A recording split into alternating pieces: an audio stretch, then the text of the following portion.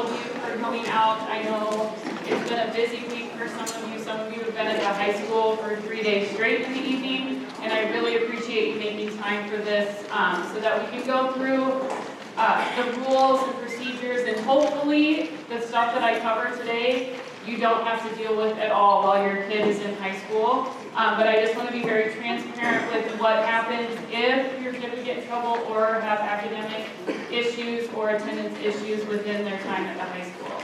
So like I said, welcome. Thank you for coming out. Things that we're going to cover today are academic eligibility, academic assistance if it's needed, your state F rule, suspensions both in school and out of school suspensions, our attendance policy, and also our good conduct policy here at the high school.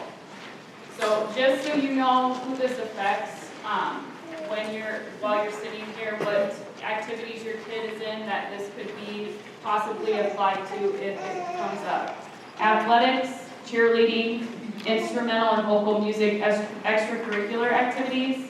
This includes swing choir, jazz band, drama productions, speech contests, FFA, National Honor Society, Student Council, all co-curricular clubs, which would be like our Spanish club. We've got a FCS group that has a club, anything there, or any other activity where a student represents Webster City High School outside the classroom. These guidelines will be in effect throughout the year, including the summer months, from the time a student becomes eligible or to participate in high school activities. So some of you in here participated in baseball this summer. This would have went into effect for you during last baseball season if something would have came up.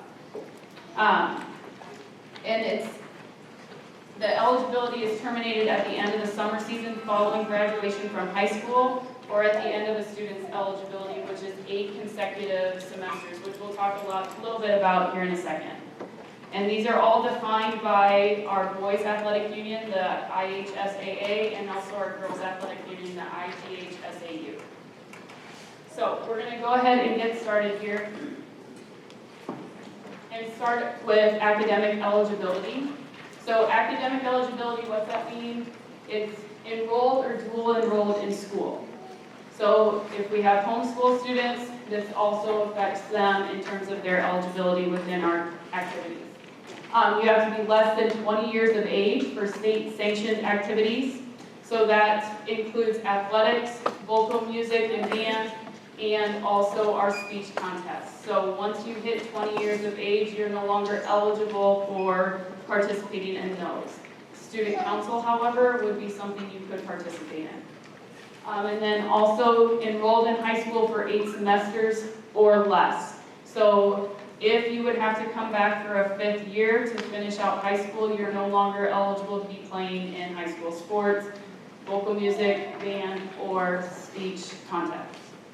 Athletes also cannot train with college teams, participate in collegiate competitions, or engage in a state-sanctioned sport professionally. That doesn't mean you can't go to Iowa State's football camp in the summer, but that means you can't go to Iowa State's football practice and go through their drills while they're practicing as a team.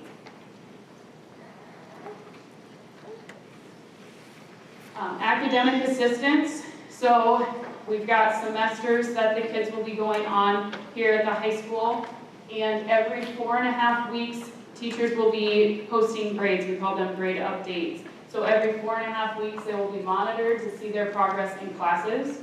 And what that means is at that 4.5 week mark, coaches and parents will be notified of your student or your athletes receiving a D or F in a class when that occurs at each grade update. Okay? And right now, we're working through some of the plans for that. We would like to have a study table set up where kids that are on that D and F list will have the opportunity to come in either before school or after school a certain number of days of the week until they can get themselves off of that D and F list. We want to be proactive instead of reactive to the situation so that our kids are being set up for success. Another issue with D's in classes, I know that saying D's get degrees. It doesn't work, especially if you have a student that is looking to play collegiately, especially at a high level, which we do have some students in our school that have that possibility. And what you have to be able to do is pass clearinghouse. And clearinghouse isn't your overall GPA, it is your core classes GPA. And so we want to make sure that our kids that are performing and have those opportunities to get scholarships, be it music, athletics, anything in there for college to get that money, that they're doing everything in their time at high school to be successful and have that opportunity. And then once they're notified, students, parents, coaches, and advisors will devise a plan to help the students succeed academically. And that's going to look different from person to person, depending on their schedule and what they have going on when their practices are. But what we want to do is make it so that our kids are able to perform on the court because they performed in the classroom. And quite honestly, if you're not performing in the classroom, you're probably not performing to the best of your ability on the court or the field, wherever you're competing. The state F rule, that's something that local patrol has no say in. This is what the state has set forth for what's going to happen if your student would happen to fail a class. So at semester, which will end at the beginning of January after Christmas break, if your child has an F in a class, what they will have to do is sit for 30 calendar days from the date of first legal competition for the given sport or activity. So if you look at the examples that I have up here, this is just for the fall seasons, which this should affect none of you because you're all freshmen coming in. But volleyball and cross country, the first legal competition date was on Monday, August 22nd. So they're cleared on Wednesday, September 21st. And one of the common misconceptions is thinking it's school days. It's not school days, it's calendar days. So typically, like with football, you're going to sit 4 games.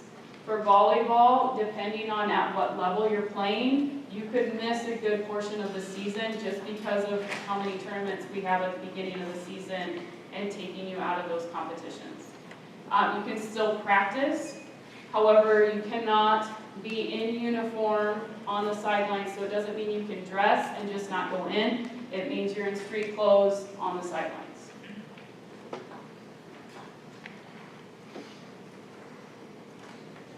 Suspensions, so this includes both in-school suspension or out-of-school suspension. So if your kid gets in trouble, but it's not a legal issue, it's an issue within the school where their punishment is to have to sit in school or stay at home for the day. Any student in violation of that will have to sit out of either practice or competition for that day. So if you get caught skipping class and you get in-school suspension for that, if that happens to happen on a Friday and you're the starting quarterback, you're not in uniform that day. Okay, your behavior in the halls and in the classrooms can dictate what you get to do on the court and on the playing field. So make sure you're getting it done academically, you're getting it done behavior-wise in the class, in the school, so that it doesn't affect all the hard work you guys have put in to get to be competing at a high level.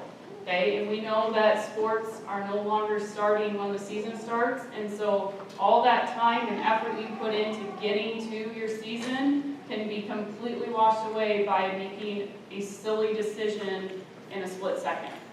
So just make sure you really watch what you do. Don't make yourself be an example to everybody else that the rules will be upheld.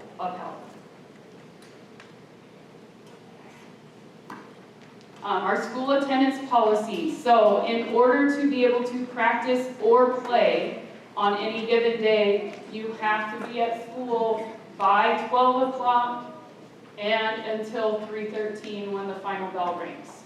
Okay? That doesn't mean 12:03, that doesn't mean 12:02, it means you have to be to school by noon in order to be able to participate in practice or that game that night. There are, not gray areas, but if you are sick on Friday and you've got a cross-country meet on Saturday, if you are fine and you've been fever-free for 24 hours, because you missed on Friday doesn't mean you missed on Saturday. And the same would be true with volleyball, with tournaments on Saturdays. Wrestling has tournaments on Saturdays. So if you are out because of illness, but are now better for that Saturday tournament, then you would be able to play on that date. Okay? However, Friday, you would not be able to practice or play. There are excused absences that make it so that you can't, or that you can still participate if you're gone for part or all of the afternoon, but it has to be known in advance. It can't be, well, you stayed home and then all of a sudden there's repercussions, and now you've got a dentist appointment that you were at. Okay, they have to be notified ahead of time in order for these excused absences to allow you to practice or play that night. So planned doctor or orthodontic appointments, funerals, college visits, those things that are pre-planned, you know in advance, those are things that will allow you to continue to practice that night or play that night. Unexcused absences, these are things like haircuts. Even if your mom or dad calls you in ahead of time and says that you have a haircut at 2 o'clock, you're still not gonna, it's not acceptable. It's not acceptable to miss school for that reason. It's not acceptable to be able to come back and practice because you left school for that reason. So, and I'm telling you this because it's happened before. So haircuts, driver's license appointments, which might be affecting some of you in here, nail appointments, doctor's appointments for being sick. So if you were sick and then you end up going to the doctor, just because you went to the doctor doesn't mean you get to come. You're still sick and you have to sit out that night for whatever's going on. And then the last part of our attendance policy, frequent attendance infractions can result in students and athletes being held out of competitions. Okay, so this means if you are habitually late to first period, so you show up to school at 8:30 every single day, there will be consequences in terms of what you get to participate in later on in the evening. Okay, so that, and that we've had students that have been very good athletes that just refused to come to school on time, and they had to sit out of golf meets, they had to sit out of basketball games to deal with the consequences of not getting themselves to school and getting it done in the classroom first, and then carrying it over to the competition side. The last thing that we're going to talk about is the good conduct policy. And this good conduct policy is for any student that engages in any of these things. So the possession, use, or purchase of tobacco products, regardless of age. So even if you are a senior and you're 18, if you get caught with tobacco, you're going to be dealing with consequences at the school. The possession, use, or purchase of alcoholic beverages. Being in attendance at a function or party where alcohol or illegal drugs are being consumed by minors. Okay, and this is a big one right here. It doesn't say anywhere in this that you are actually participating in drinking or the drugs that are going on at this function. You are simply there. It doesn't matter if you're there for a minute. It doesn't matter if you're the one hosting it. If you're there and it gets busted, you are going to deal with the consequences whether you're consuming or not consuming what's going on. So make sure, and this comes back to that statement I made earlier, those split-second decisions that you make without thinking about the long-term consequences can affect what you've done in your entire year leading up to whatever activity you're building up to. Okay, and we've had, not really in the recent past, but there have been athletes in the past. I can remember when I was in school, my freshman year, we had a senior that they made it to that regional playoff game, and the senior the night before got busted, and it threw off the entire game because the major starter was now sitting on the sidelines. And not only did he let himself down, he let down every single other person on that team that depended on him to make good choices, not only on the field, but also in life. And so really think about those decisions that you're making to think, you might think it's the right decision, the cool decision at the time, but there are going to be major consequences from it, probably, I know for sure, at school and more than likely on the home front too. Another one is possession, use, or purchase of illegal drugs. Any hazing, so a student that engages in a hazing activity, targeting team or activity members. So I just want to read real quick. When we talk about hazing, you can think that you're just having fun and joking around, but that might not be how the other side is perceiving it. So really be cognizant about what you're doing in terms of having fun and joking around with your teammates. Any harassment activities, any activity that would be grounds for arrest or citation in the criminal or juvenile court system, and inappropriate or offensive conduct, including but not limited to fighting or insubordination. And that can be on school grounds. All of these could be on school grounds or off of school grounds. These are all going to be things that apply to the good conduct policy.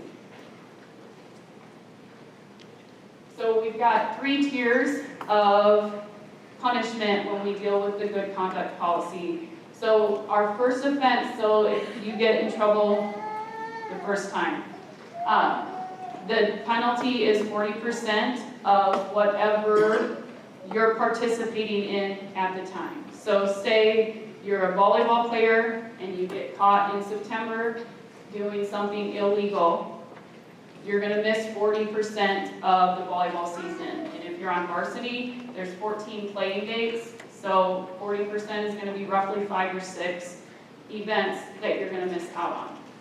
If you get caught at the end of the season, you still take 40% of that, so you've got 5 or 6 dates that you're going to miss, but there's only 2 volleyball games left. You miss those 2 volleyball games, and then whatever you're in next, 3 to 4 more. So if you go out for basketball, then you're going to also miss 3 or 4 more basketball games. If you only play volleyball, then you're going to wait a full year, and then it's going to come back to the next season, and you're going to miss that 3 to 4 more games there. Okay? We do have what we call self-reporting. So if you do self-report, and if you self-report, it has to be to either your coach or an administrator within 48 hours of getting in trouble. So if there's a party on Friday, it gets busted, you're there, you have until Sunday, the end of the day on Sunday, to report that you got in trouble to either your coach or an administrator. Okay? If you do that, then your penalty goes from 40% to 20%. And you also have to complete 12 hours of community service that's approved prior to, or it has to be approved by administration. So that could be coming to school and helping the janitors clean up after a football game. It could be, going and raking leaves at your neighbors if they sign off on it and administration goes for it. But it has to be community service that you put forth with 12 hours. And it can come from multiple different places. It doesn't have to be 12 straight hours somewhere. Okay, so that is if you have a first offense. A second offense within a calendar year. So if you get in trouble in September of your freshman year, and you're good until your senior year in the spring, then you have a first offense in your freshman year, and that would also be considered a first offense in your senior year.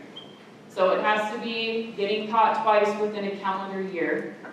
You miss out on 80% of all activities in which the student is currently participating in, or the next activity that they'll be involved in. So if we go back to volleyball, instead of losing 5 or 6, you're going to be losing like 10 to 12. Okay? If you self-report, then your restriction goes from 80% down to 50%. It, again, must be reported within 48 hours. You have to complete 12 hours of community service, still has to be approved by administration, and has to be completed prior to being able to come back to play. Okay, so if you get it approved, then you have that time before your 50% is up. If you don't get it done by the time your 50% of activities or games are up, then you'll sit until you get it finished up. And then also in the self-reporting, if it's your second offense in a calendar year, you also have to attend a drug, alcohol, anger management, or other appropriate program at the expense of either the student or the parent or guardian, and at the approval of administration. So on a second offense within the calendar year, in order to get that 50%, all of these things have to be in play in order for that to work. Okay, and again, hopefully this never happens and we don't have to deal with it, but being upfront so that you know ahead of time. Okay, and then if you get a third offense or subsequent offenses within a calendar year, what that means is that you have 12 calendar months of ineligibility in all activities. After an offense, if there's no subsequent offenses for a calendar year, the student goes back to 0 offenses, and this provision can be used only once during a student's high school career. So if you have 3 in your freshman year, you'll sit out that full calendar year off after that third offense, and then you start clean after that calendar year. Okay? You're still out, you're still practicing for sports or in music or with band. However, you don't go to any competitions in suit ready to play.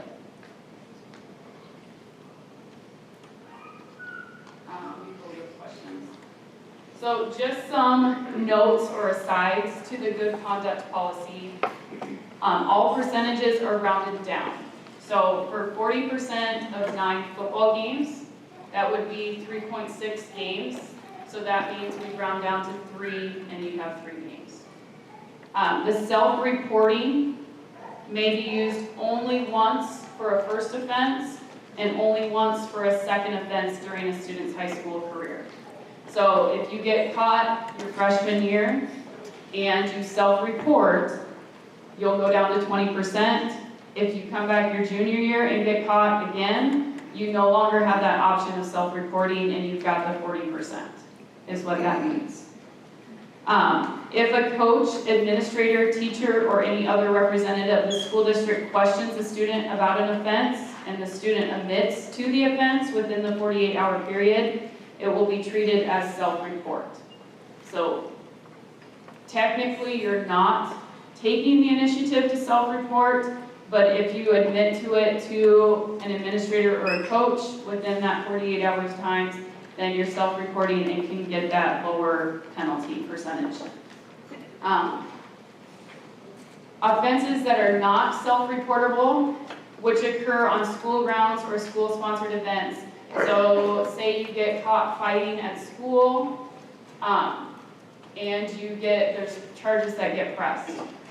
You don't have the opportunity to self-report because it happened in front of school officials. That is considered self-reporting, and you would get 20% instead of 40%.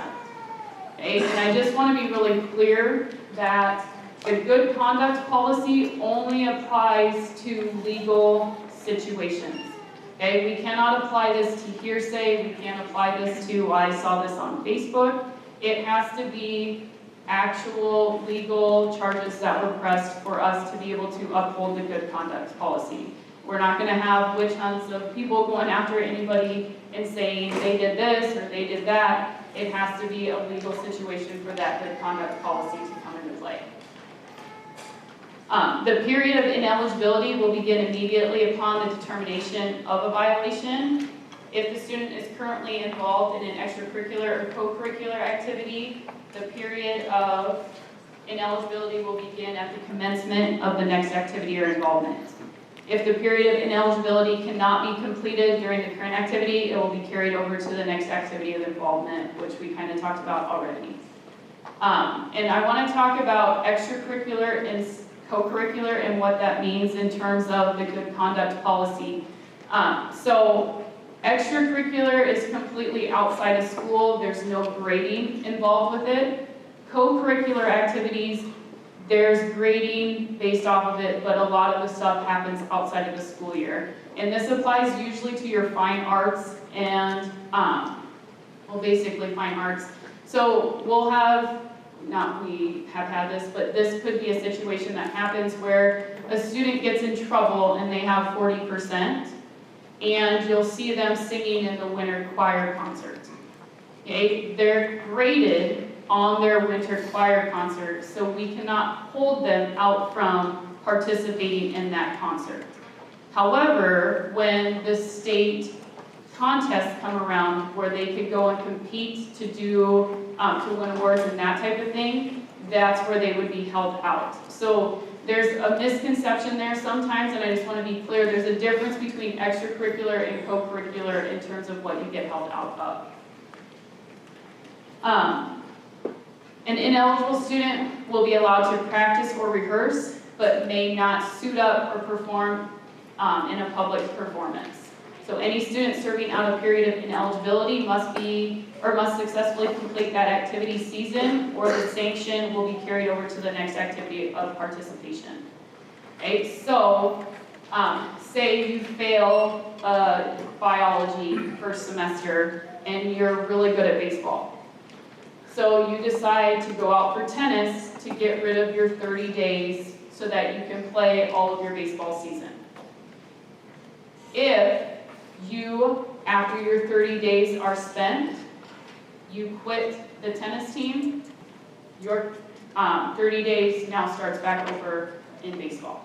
So you have to complete the entire season. If you are a football player and that's it, and you get caught doing something illegal and you have 40%, if you go out for wrestling to try and get rid of your percentage so that you can play football, you have to complete the entire wrestling season so that you can play football the next year. And if you're trying to pick a sport to get out of a percentage in a different sport, I would not pick wrestling because it would not be an enjoyable experience at all. Just some other things. Disciplinary consequences unless the student violated the good conduct rule while on school grounds or at a school event. There will be no disciplinary consequences for the violation. There is due process, so whenever a school administrator has probable cause to believe a student is in violation of this policy, the administrator will confer with the student at the earliest possible opportunity. So if an administrator gets notified by the police that this happened, these students were involved, an administrator will go to your student and start to talk to them about the situation. There is an appeals process. However, when it's legal, it's pretty cut and dry whether or not you're guilty or not guilty. But with the appeals process, any student who is found by the administration to have violated the good conduct rule may appeal this determination to the superintendent by contacting the superintendent within 3 days of being advised of the violation. Any penalty suspension will remain in effect pending the superintendent's decision. If the student is still dissatisfied, he or she may appeal the decision to the school board by filing a written appeal with the board secretary at least 24 hours prior to the next board meeting. The review by the board will be in closed session unless the student's parent or guardian requests an open session. So there is an appeals process if you feel like you're being wronged with the good conduct policy. The grounds for the appeal are limited to the following. The student, in fact, did not violate the good conduct policy. The student was given inadequate due process in the investigation and determination of the good conduct policy, or the penalty enforced is in violation of either the handbook or board policy. And then lastly, any penalty suspension will remain in effect pending the outcome of the meeting with the board. So if you do appeal, it stays in effect until the board turns it around. If the board reverses the decision of the administration, the student shall be immediately eligible and shall have any record of the ineligibility period and violation deleted from their record. So you would still miss out on whatever games you didn't get a play in, however, it would be taken off your record that had happened. So I will open it up to questions. If you have any questions over content that was covered within attendance, academics, the good conduct policy, I can answer those at this time if you have any.